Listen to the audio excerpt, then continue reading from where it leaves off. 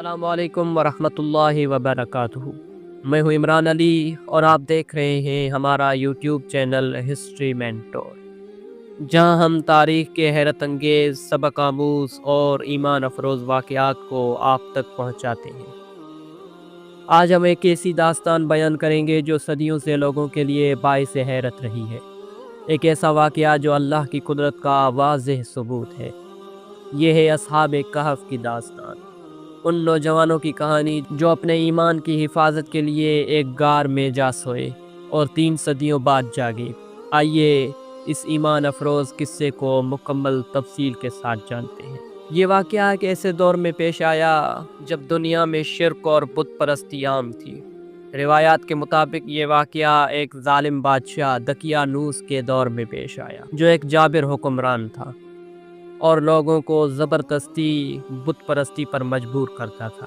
اس وقت کچھ نوجوان جو توحید پر ایمان رکھتے تھے، انہوں نے اپنے آبائی مذہب یعنی توحید کو اپنایا ہوا تھا اور کسی بھی صورت میں شرک کو قبول کرنے سے انکار کر دیا۔ یہ نوجوان دراصل حضرت عیسیٰ علیہ السلام کی تعلیمات پر عمل پیرا تھے اور دین حق پر قائم تھے۔ ان کی جوانی اور دلیری کی وجہ سے وہ اپنے معاشرے میں ممتاز تھے، لیکن جب بادشاہ کو معلوم ہوا کہ یہ نوجوان اس کے احکامات کو نہیں مانتے اور ایک اللہ کی عبادت کرتے ہیں، تو اس نے انہیں سخت سزائیں دینے کا فیصلہ کیا۔ بادشاہ دقیانوس نے انہیں اپنے دربار میں طلب کیا اور ان پر دباؤ ڈالا کہ وہ اپنے عقیدے سے دستبردار ہو جائیں اور بتوں کی پوجا کریں، ورنہ انہیں قتل کر دیا جائے گا۔ مگر ان نوجوانوں نے اپنے ایمان پر سمجھوتا کرنے سے انکار کر دیا اور بادشاہ کے دربار میں کھل کر اعلان کیا کہ ہمارا رب وہی ہے جو آسمانوں اور زمین کا رب ہے، ہم اس کے سوا کسی اور کی عبادت نہیں کریں گے۔ یہ سنتے ہی بادشاہ کا غصہ مزید بڑھ گیا اور اس نے حکم دیا کہ ان سب کو گرفتار کر کے قتل کر دیا جائے، لیکن اللہ نے ان کی رہنمائی فرمائی اور وہ اپنی جانیں بچانے کے لیے شہر سے نکل کر ایک غار میں پناہ لینے پر مجبور ہو گئے۔ جب یہ نوجوان ایک غار میں پہنچے تو اللہ نے اپنی قدرت سے انہیں ایک طویل نیند سلا دیا۔ قرآن مجید کی سورہ کہف میں اللہ تعالیٰ فرماتا ہے، اور تم انہیں دیکھتے تو گمان کرتے کہ وہ جاگ رہے ہیں، حالانکہ وہ سو رہے تھے، اور ہم انہیں دائیں اور بائیں کروٹ دلواتے رہتے تھے۔ اللہ نے ان کے جسموں کو سلامت رکھا اور سورج کی روشنی اس زاویے سے غار میں داخل ہوتی رہی کہ ان کے جسموں کو کسی قسم کا نقصان نہ پہنچے۔ قرآن میں مزید بیان کیا گیا ہے کہ ان کے ساتھ ایک کتا بھی تھا جو غار کے دہانے پر اپنے پنجے پھیلائے ہوئے بیٹھا تھا۔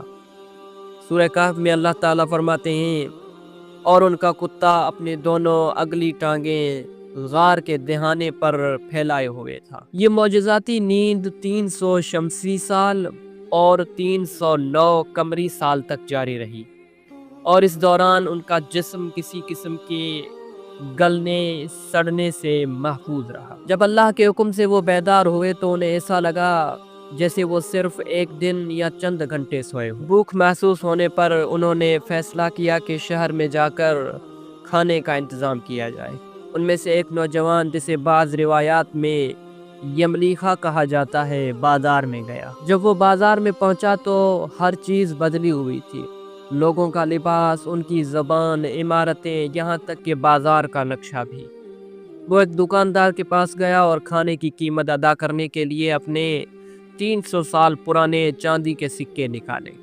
دکاندار نے جیسے ہی سکے دیکھے وہ حیرت زدہ ہو گیا اور بولا، یہ سکے تو کئی صدیوں پرانے بادشاہ دقیانوس کے دور کے ہیں، تم انہیں کہاں سے لائے ہو؟ یہ سنتے ہی لوگوں کی ایک بھیڑ جمع ہو گئی اور سب اس نوجوان کو غور سے دیکھنے لگے۔ شہر میں افواہ پھیل گئی کہ شاید یہ کوئی مدفون خزانہ تلاش کرنے والا ہے یا کوئی اور معجزاتی شخصیت۔ معاملہ بادشاہ تک پہنچا، جو اب ایک نیک حکمران تھا۔ جب بادشاہ کو خبر ملی تو اس نے نوجوان کو دربار میں بلایا۔ نوجوان بادشاہ کو اپنی کہانی سنانے کے بعد اپنے ساتھیوں کے پاس غار کی طرف واپس آیا۔ بادشاہ اور اس کے لشکر نے بھی غار کی طرف جانے کا فیصلہ کیا تاکہ اس عظیم معجزے کو اپنی آنکھوں سے دیکھ سکے۔ جب اصحاب کہف کو معلوم ہوا کہ لوگ ان کے پیچھے آ رہے ہیں تو وہ گھبرا گئے۔ انہیں لگا کہ شاید پھر سے ان کے خلاف کوئی سازش ہو رہی ہے۔ انہوں نے اللہ سے دعا کی کہ وہ انہیں اپنی رحمت میں جگہ دے۔ جیسے ہی بادشاہ اور اس کے لشکر نے غار میں قدم رکھا، اللہ نے انہیں پھر سے نیند میں ڈال دیا اور اس بار وہ دنیا سے پردہ کر گئے۔ بادشاہ نے اس جگہ کو اللہ کی نشانی قرار دے دیا اور وہاں ایک یادگار تعمیر کروائی۔ دنیا کے مختلف مقامات کو اصحاب کہف کا ممکنہ غار قرار دیا جاتا ہے، جن میں اردن امان کے قریب الرقیم نامی مقام، ترکی افسوس کے قریب، شام دمشق کے قریب، لیکن ان میں سے اصل مقام کون سا ہے یہ اللہ ہی بہتر جانتا ہے۔ ایمان پر ثابت قدمی کرنے والوں کی حفاظت اللہ خود فرماتا ہے۔ اللہ کی قدرت بے حد وسیع ہے، وہ جو چاہے کر سکتا ہے۔ اللہ کے نیک بندے کسی بھی آزمائش میں مبتلا ہوں، وہ ہمیشہ اللہ کی مدد کے مستحق ہوتے ہیں۔ ناظرین، اگر آپ کو یہ ویڈیو پسند آئی ہو تو اسے لائک کریں، شیئر کریں اور ہمارے یوٹیوب چینل ہسٹری مینٹور کو سبسکرائب کرنا نہ بھولیے گا، تاکہ آپ مزید ایمان افروز اور تاریخی واقعات سے مستفید ہو سکیں۔